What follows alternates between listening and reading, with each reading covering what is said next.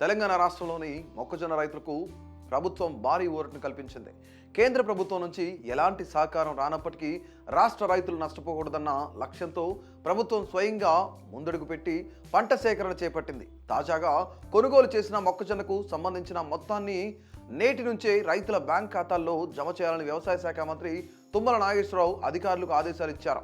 ఆయన వెల్లడించిన వివరాల ప్రకారం ఈ చెల్లింపుల ద్వారా మొత్తం 55,904 మంది రైతులు నేరుగా లబ్ధి పొందనున్నారు. ఇప్పటి వరకు ప్రభుత్వం రైతుల నుంచి 2.45 లక్షల మెట్రిక్ టన్నుల మొక్కజొన్నను సేకరించగా దీనివల్ల మొక్కజొన్న పండించే రైతులకు పెద్ద సహాయం లభించింది.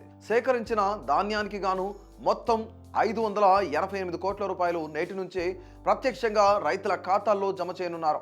కేంద్రం మద్దతులేమి, మార్కెట్ ధరలు పడిపోవడం వంటి సవాళ్ల మధ్య రాష్ట్ర ప్రభుత్వం సంపూర్ణ బాధ్యత తీసుకుని రైతుల ప్రయోజనాలను కాపాడటం తన కర్తవ్యమని చూపించింది. రైతులకు ఎలాంటి నష్టం జరగకుండా చూడడం తమ ప్రభుత్వానికి మొదటి ప్రాధాన్యతని మంత్రి స్పష్టం చేస్తూ మొక్కజొన్న సేకరణ ప్రక్రియను వేగవంతం చేయాలని, చెల్లింపుల్లో ఎటువంటి జాప్యం ఉండకూడదని అధికారులను ఆదేశించారు. ప్రభుత్వ జోక్యం వల్ల మార్కెట్లో మొక్కజొన్న ధర స్థిరపడే అవకాశం ఏర్పడగా ఈ నిర్ణయం తెలంగాణ రైతులకు సంక్రాంతికి ముందుగానే వచ్చిన తీపి శుభవార్తగా భావించవచ్చు.